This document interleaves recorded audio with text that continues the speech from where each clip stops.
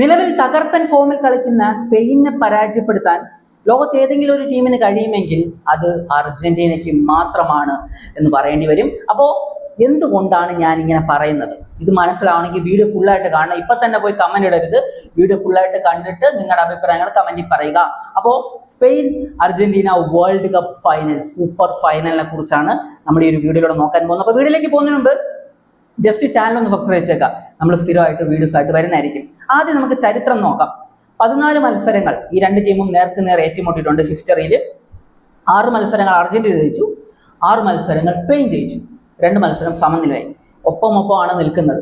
അപ്പോൾ ചരിത്രം നമ്മൾ ജസ്റ്റ് നോക്കുന്നതേ ഉള്ളൂ. അത് ഒരു ടീമിനും അഡ്വാൻറ്റേജോ ഡിസഡ്വാൻറ്റേജോ ഒന്നുമല്ല. കാരണം ഓരോ കാലഘട്ടത്തിലും ഓരോ ടീമും മികച്ച പെർഫോമൻസ് നടത്തും. ചില ടീം താഴോട്ടും ചില ടീം മേലോട്ട് വരും. അത് കോമൺ ആയിട്ട് നമ്മൾ ഫുട്ബോളിൽ കാണുന്നതാണ്. അവരുടെ പ്ലേയേഴ്സിന്റെ ആ ഒരു ക്വാളിറ്റിക്ക് അനുസരിച്ച് ടീമിന്റെ പെർഫോമൻസ് താഴുകയും ഉയരുകയൊക്കെ ചെയ്യും. അത് നോർമലാണ്. ഇനി നമുക്ക് ഈ ഒരു ടീമിന്റെ ഈ ഒരു വേൾഡ് കപ്പിലെ പെർഫോമൻസ് വരാം. സ്പെയിനെ കുറിച്ച് നോക്കുകയാണെങ്കിൽ സ്പെയിൻ ഒരു സമനിലയായിട്ടാണ് വേൾഡ് കപ്പ് തുടങ്ങുന്നത്. കേപ്പ് വെർദെ എന്ന് പറയുന്ന ഒരു ടീമിനെതിരെ അവർ സമനിലയ്ക്ക് ഒരുങ്ങി. അന്ന് എല്ലാവർക്കും ഈ ഒരു കേപ്പ് വെർദെ ഏത് ടീമാണ്, അവരുടെ ഗെയിം എങ്ങനെയാണെന്ന് അറിയത്തില്ലായിരുന്നു. അതുകൊണ്ട് തന്നെ എല്ലാവരും പറഞ്ഞു ചെറിയ ടീമിനോട് സമനിലയ്ക്ക് ഒരുങ്ങി എന്ന് പറഞ്ഞിട്ട് എല്ലാവരും ഈ ഒരു ടീമിനെ കളിയാക്കുകയും ചെയ്തിരുന്നു. എന്നാൽ കേപ്പ് വെർദെ പിന്നീട് അങ്ങോട്ട് നടത്തിയ ഒരു കിടിലം പെർഫോമൻസ് ആയിരുന്നു. അവർ റെഗുലർ ടൈമിൽ ഒരു ടീമിനോട് പോലും പരാജയപ്പെടാതെയാണ് വേൾഡ് കപ്പിൽ നിന്ന് പുറത്തായിട്ടുള്ളത്. അപ്പോൾ അതൊക്കെ ഒരു സൈഡ് ഇരിക്കട്ടെ. അതിനുശേഷമുള്ള മത്സരങ്ങളിൽ തകർപ്പൻ പെർഫോമൻസ് നടത്തി നല്ല രീതിയിലാണ് ഈ ഒരു സ്പെയിൻ ഇപ്പോൾ ഫൈനലിലേക്ക് എത്തിയിട്ടുള്ളത്. ഫൈനലിലേക്ക് എത്തുമ്പോൾ 13 ഗോൾ അടിച്ച സ്പെയിൻ ഒരേ ഒരു ഗോൾ മാത്രമാണ് കൺസിഡർ ചെയ്തിട്ടുള്ളത്. മറുഭാഗത്ത് അർജന്റീനയെ സംബന്ധിച്ച് ഗ്രൂപ്പ് സ്റ്റേജിൽ കളിച്ച 3 കളിയിലും വലിയ ആധിപത്യത്തോടു കൂടി അർജന്റീന ജയിച്ചു. അതിനുശേഷം വന്ന നോക്കൌട്ട് മത്സരങ്ങളിലൊന്നും അത്ര മികച്ചൊരു ആധിപത്യത്തോടുള്ള ഒരു ഗെയിം കാണാൻ പറ്റിയിട്ടില്ല. അതായത് കളി തുടങ്ങുന്നത് മുതൽ അവസാനിക്കുന്നത് വരെ അർജന്റീന ആണ് മികച്ച പെർഫോമൻസ് നടത്തിയത് എന്ന് പറയാൻ പറ്റുന്ന ടൈപ്പ് ഗെയിമുകൾ പിന്നീട് നമ്മൾ കണ്ടിട്ടില്ല.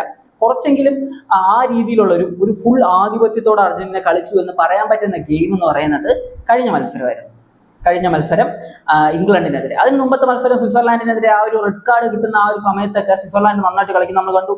അതിന് മുമ്പത്തെ മത്സരത്തിൽ 79 മിനിറ്റിന് ശേഷമാണ് അർജന്റീനയുടെ ആ ഒരു കംബാക്ക് വരുന്നത്. 3 ഗോളുകൾ അടിച്ചുള്ള ഒരു കംബാക്ക്.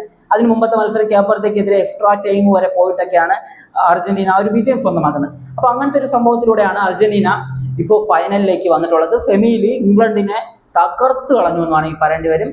1-2 ഗോളിന്റെ ഒരു വിജയമാണെങ്കിൽ പോലും ആ മത്സരത്തിൽ 65% ബോൾ പൊസിഷൻ, 15 ഷൂട്ടുകൾ അടിച്ച് അർജന്റീനയുടെ ഒരു സർവാധിപത്യം നമുക്ക് കാണാൻ പറ്റി. എസ്പെഷ്യലി സെക്കൻഡ് ഹാഫിൽ ഇംഗ്ലണ്ട് ഗോൾ അടിച്ചതിന് ശേഷം. അപ്പോൾ അങ്ങനത്തെ ഒരു രീതിയിലാണ് അർജന്റീന ഫൈനലിലേക്ക് എത്തിയിട്ടുള്ളത്. അർജന്റീന ഈ ഒരു ടൂർണമെന്റിൽ 19 ഗോൾ അടിച്ചു, 7 ഗോളുകൾ കൺസീഡ് ചെയ്തിട്ടുമുണ്ട്. അപ്പോൾ നമ്മൾ കോമൺ ആയിട്ട് നോക്കുമ്പോൾ ഒരു സൈഡിൽ ടൂർണമെന്റിൽ ഏറ്റവും കൂടുതൽ ഗോൾ അടിച്ച ടീം അർജന്റീന, മറു സൈഡിൽ ടൂർണമെന്റിൽ ഏറ്റവും കുറവ് ഗോളുകൾ കൺസിഡർ ചെയ്ത ടീം സ്പെയിൻ. ഒരു ഡിഫെൻസീവ് ടീമും ഒരു അറ്റാക്കിംഗ് ടീമും തമ്മിലുള്ള ഗെയിം എന്ന് നമുക്ക് സ്റ്റാറ്റ്സ് നോക്കിയാൽ പറയേണ്ടി വരും. പക്ഷെ അങ്ങനെയല്ല. സ്പെയിൻ എന്ന് പറയുന്ന ടീം ഒരിക്കലും ഒരു ഡിഫെൻസീവ് ഫുട്ബോൾ കളിക്കുന്ന ടീമല്ല. അവരെ സംബന്ധിച്ച് അവരുടെ ഡിഫൻസ് അവർ സേഫ് ആക്കി വെക്കുന്നതിന്റെ പ്രധാന കാരണം എന്ന് പറയുന്നത് ബോൾ പൊസിഷനാണ്. ഓപ്പോസിറ്റ് ടീമിന് ബോൾ കിട്ടുന്നതിന്റെ അളവ് കുറയ്ക്കുക, ബോൾ പൊസിഷൻ കീപ്പ് ചെയ്യുക. ഇതിലൂടെ നോർമലി നമുക്കറിയാലോ, ബോൾ കിട്ടുന്നത് കുറയുമ്പോൾ അറ്റാക്ക് ചെയ്യാനുള്ള അവസരങ്ങളും കുറയും. ഫ്രാൻസിന് അങ്ങനെയാണ് പറ്റിയത്. അത്രയും മികച്ച അറ്റാക്കിംഗ് ഉള്ള ഫ്രാൻസിന് ബോൾ കിട്ടുന്നത് ഭയങ്കരമായിട്ട് കുറഞ്ഞപ്പോൾ അറ്റാക്ക് ചെയ്യാനുള്ള അവസരങ്ങളും കുറഞ്ഞു. അതുകൊണ്ട് തന്നെ സ്പെയിന്റെ ഡിഫൻസിനെതിരെ ഒരു ഗോൾ പോലും നേടാൻ ഫ്രാൻസിന് പറ്റിയില്ല. ഡിഫൻസ് പറ്റുന്ന സമയങ്ങളിലെല്ലാം വളരെ മികച്ച സോളിഡ് പെർഫോമൻസ് നടത്തുന്നുമുണ്ട്. 19 വയസ്സുള്ള ഒരു പ്ലെയർ അവിടെ 20 വർഷത്തെ എക്സ്പീരിയൻസുമായിട്ട് കളിക്കുന്ന പോലെ കളിക്കുന്നുമുണ്ട് പൗ കുബാർസി. അപ്പൊ അങ്ങനത്തെ ഒരു പെർഫോമൻസുകൾ വരുന്നതുകൊണ്ട് തന്നെ അവർ വളരെ ഡിഫൻസ് സോളിഡ് ആയിട്ട് വെച്ചിട്ടുള്ള ഒരു ഗെയിം നടത്തുന്നുണ്ട്. അറ്റാക്കിങ് മോശമൊന്നുമല്ല. 13 ഗോളുകൾ അടിച്ച അറ്റാക്ക് എന്ന് പറയുമ്പോൾ അത് അത്ര മോശം അറ്റാക്കിംഗ് ഒന്നുമല്ല. അപ്പോൾ ബോൾ പൊസിഷൻ വെച്ചിട്ടുള്ള നല്ല പാസുകൾ ചെയ്തിട്ടുള്ള ഡിഫൻസ് സേഫ് ആക്കിയിട്ടുള്ള നല്ല രീതിയിൽ അറ്റാക്ക് ചെയ്യുന്ന ഒരു ഫുട്ബോളാണ് സ്പെയിൻ കളിച്ചുകൊണ്ടിരിക്കുന്നത്. മറുഭാഗത്ത് അർജന്റീനയെ സംബന്ധിച്ച്, ലയണൽ സ്കലോണിയുടെ അർജന്റീനയെ സംബന്ധിച്ച് അവർക്ക് ഒരു ഇന്ന ഗെയിം സ്റ്റൈൽ എന്നില്ല. അവരെ സംബന്ധിച്ച് ഓപ്പോസിറ്റ് ടീം എങ്ങനെയാണോ കളിക്കുന്നത് അതിനനുസരിച്ച് പ്ലാന് തയ്യാറാക്കി അതിനനുസരിച്ചുള്ള ഒരു ഗെയിം കളിക്കാം. കോമൺ ആയിട്ട് കാണാൻ പറ്റുന്ന 2 കാര്യങ്ങൾ. ഒന്ന്, അവരുടെ ആ ഒരു സ്പിരിറ്റ് ഉണ്ടല്ലോ, ടീം സ്പിരിറ്റ്, അത് കാണാൻ പറ്റും. പാഷൻ, അത് കാണാൻ പറ്റും. പിന്നെ ഉള്ളതെന്ന് പറഞ്ഞു കഴിഞ്ഞാൽ അഗ്രസീവ് ആയിട്ടുള്ള അപ്രോച്ച്. കുറേ ഫൗളുകൾ അർജന്റീന ചെയ്യാറുണ്ട്.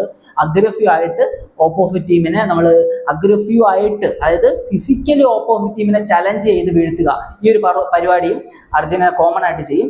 അല്ലാതെ ഓപ്പോസിറ്റ് ടീം കളിക്കുന്ന ഗെയിമിന് നേരെ ഓപ്പോസിറ്റ് ഒരു ഗെയിം കളിച്ച് അവരെ തോൽപ്പിക്കുന്ന പരിപാടിയാണ് അർജന്റീന ചെയ്തുകൊണ്ടിരിക്കുന്നത്. അപ്പോൾ ഒരു പ്യുവർ ആയിട്ടുള്ള ഒരു സ്ട്രക്ചർ ഒന്നുമല്ല, മറുഭാഗത്തൊരു സ്ട്രക്ചറൽ ഫുട്ബോളാണ് ഈ ഒരു സ്പെയിൻ കളിക്കുന്നതെങ്കിൽ ഇവിടെ അതിനനുസരിച്ച് ഓപ്പോസിറ്റ് ടീമിനനുസരിച്ച് എപ്പോൾ വേണമെങ്കിലും മാറ്റാൻ പറ്റുന്ന ഒരു ഫ്ലെക്സിബിൾ ആയിട്ടുള്ള ഒരു ഫുട്ബോളാണ് ഈ ഒരു അർജന്റീന കളിച്ചുകൊണ്ടിരിക്കുന്നത്. അപ്പോൾ ഞാൻ തുടക്കത്തിൽ പറഞ്ഞതുപോലെ ഇത്രയും മികച്ച രീതിയിൽ കളിക്കുന്ന സ്പെയിനിനെ അർജന്റീനയ്ക്ക് പരാജയപ്പെടുത്താൻ പറ്റുമെന്ന് ഞാൻ തുടക്കത്തിൽ പറഞ്ഞിരുന്നല്ലോ. അതിനുള്ള കാരണം ഇതാണ്. അതായത് സ്പെയിൻ ടെക്നിക്കലി വളരെ മികച്ചതാണ്. അർജന്റീനയെക്കാൾ മികച്ച ടെക്നിക്കലി എബിലിറ്റി ഉള്ള ക്വാളിറ്റി ഉള്ള പ്ലേയേഴ്സ് സ്പെയിനിലുണ്ട്. അവരുടെ സ്ക്വാഡിൽ, അവരുടെ 11-ൽ, അവരുടെ സൈഡ് ബെഞ്ചിലെല്ലാം ഉണ്ട്. അവർക്കൊരു നല്ല സിസ്റ്റവും ഉണ്ട്. എല്ലാം പക്കയാണ്. പക്ഷേ അവരെ സംബന്ധിച്ച് അർജന്റീനയുടെ ഫിസിക്കൽ ഗെയിം നേരിടാനൊന്നും പറ്റത്തില്ല. സ്പെയിനിനെ സംബന്ധിച്ച് ടെക്നിക്കലി സ്പെയിൻ ടോപ്പാണ്. ഒരു ടീം ടെക്നിക്കലി മികച്ച നിൽക്കുമ്പോൾ ആ ടീമിനെ പരാജയപ്പെടുത്താനായിട്ട് പറ്റുന്ന ടീമുകൾ എന്ന് പറയുന്നത് 2 ടീമുകൾക്കാണ്. ഒന്ന്, ഇൻഡിവിജ്വലി നല്ല ബ്രില്യൻ്റ് ആയിട്ടുള്ള പെർഫോമൻസ് നടത്താൻ പറ്റുന്ന പ്ലേയേഴ്സ് ഉള്ള ടീമുകൾക്ക് പറ്റും, ഉറപ്പായിട്ടും പറ്റും. ഇൻഡിവിജ്വലി വളരെ മികച്ച പെർഫോമൻസ് നടത്താൻ പറ്റുന്ന ഒരു പ്ലെയർ അർജന്റീൻ ടീമിലുണ്ട്, ലയണൽ മെസ്സി. അങ്ങേർക്ക് ഏത് ടീമിനെയും പരാജയപ്പെടുത്താൻ പറ്റും, ഏത് ടീമിനെതിരെയും എന്തും ചെയ്യാൻ പറ്റും. അപ്പൊ അതുകൊണ്ട് തന്നെ ആ ഒരു കാര്യം അർജന്റീനയ്ക്കുണ്ട്. രണ്ടാമത്തത്, ടെക്നിക്കലി കളിക്കുന്ന ടീമിനെതിരെ നന്നായിട്ട് ഫിസിക്കലി കളിച്ചു കഴിഞ്ഞാൽ ആ ടീം നന്നായിട്ട് കഷ്ടപ്പെടും, ആ ടീം തോൽക്കാനുള്ള സാധ്യതയുണ്ട്. അർജന്റീന നന്നായിട്ട് ഫിസിക്കലി കളിക്കുകയും ചെയ്യും. അപ്പോൾ ഈ 2 കാര്യവും അർജന്റീനയ്ക്ക് അഡ്വാൻറ്റേജ് ആണ്. അപ്പോൾ ഈ അർജന്റീനയെ സ്പെയിനിന് തോൽപ്പിക്കാനേ പറ്റത്തില്ല എന്നല്ല, സ്പെയിനിന്റെ ടോപ്പ് ടെക്നിക്കൽ ഗെയിം സ്പെയിൻ കളിച്ചു കഴിഞ്ഞാൽ ഏത് ഫിസിക്കൽ ടീമിനെയും തോൽപ്പിക്കാൻ പറ്റും. അതുപോലെ തന്നെ ഫിസിക്കലി നന്നായിട്ട് കളിക്കുന്ന ടീമിന് ടെക്നിക്കലി കളിക്കുന്ന ടീമിനെയും തോൽപ്പിക്കാൻ പറ്റും. ക്ലിയർ ആയിട്ട് മനസ്സിലായി കാണുമെന്ന് പ്രതീക്ഷിക്കുന്നു. അതുകൊണ്ടാണ് ഞാൻ തുടക്കത്തിൽ പറഞ്ഞത് ഈ ഒരു സ്പെയിനിനെ തോൽപ്പിക്കാൻ പറ്റുന്ന ടീം അർജന്റീനയാണ് എന്നത്. അപ്പോൾ ഒരു തീപാറുന്ന പോരാട്ടം കാണാൻ പറ്റുമെന്നാണ് ഞാൻ പ്രതീക്ഷിക്കുന്നത്. 2010 മുതൽ വേൾഡ് കപ്പ് കാണുന്ന ആളാണ് ഞാൻ. അപ്പൊ ഞാൻ ഏത് ടീമിന്റെ ഫാനായിരിക്കും? ഏത് ടീമിന്റെ ഫാനായിരിക്കും? അപ്പൊ നിങ്ങൾക്കത് മനസ്സിലായി കാണും. എന്നാലും ഞാൻ പറയുകയാണ്, അർജന്റീന ആയിരിക്കും ഈ ഒരു വേൾഡ് കപ്പ് ഫൈനൽ ജയിക്കുക. ഫിസിക്കലി ഉള്ള അർജന്റീനയുടെ ഗെയിം, അത് ഇപ്പൊ ഇംഗ്ലണ്ടിനെതിരെയൊക്കെ കണ്ട ആ ഫിസിക്കൽ ഗെയിം ഉണ്ടല്ലോ, ഇംഗ്ലണ്ട് ആയതുകൊണ്ടാണ് കുറച്ചെങ്കിലും അത് പിടിച്ചു നിന്നത്. ഇംഗ്ലണ്ടിന്റെ പ്ലേയേഴ്സിനെ കുറിച്ച് നമുക്കറിയാം, അവർ അത്യാവശ്യം നല്ല രീതിയിൽ ഫിസിക്കലി കളിക്കുന്ന പ്ലേയേഴ്സാണ്. സ്പെയിനിന്റെ പ്ലേയേഴ്സ് അങ്ങനെ പിടിച്ചു നിൽക്കാൻ പറ്റുമെന്ന് എനിക്ക് തോന്നുന്നില്ല. ഫിസിക്കലി ഒരു ഗെയിം സ്പെയിനെതിരെ വന്നു കഴിഞ്ഞാൽ സ്പെയിൻ നന്നായിട്ട് വേർക്കും എന്നതിൽ ഒരു സംശയം വേണ്ട. അപ്പോൾ എന്തായാലും ഒരു തീപാറുന്ന പോരാട്ടം തന്നെ നമുക്ക് കാണാൻ പറ്റുമെന്നാണ് ഞാൻ പ്രതീക്ഷിക്കുന്നത്. ഇത് എൻ്റെ അഭിപ്രായമാണ് കേട്ടോ, എൻ്റെ മാത്രം അഭിപ്രായം. നിങ്ങളുടെ അഭിപ്രായങ്ങൾ നിങ്ങൾ കമന്റിൽ പറയുക, മാന്യമായിട്ട് പറയുക കമന്റിൽ.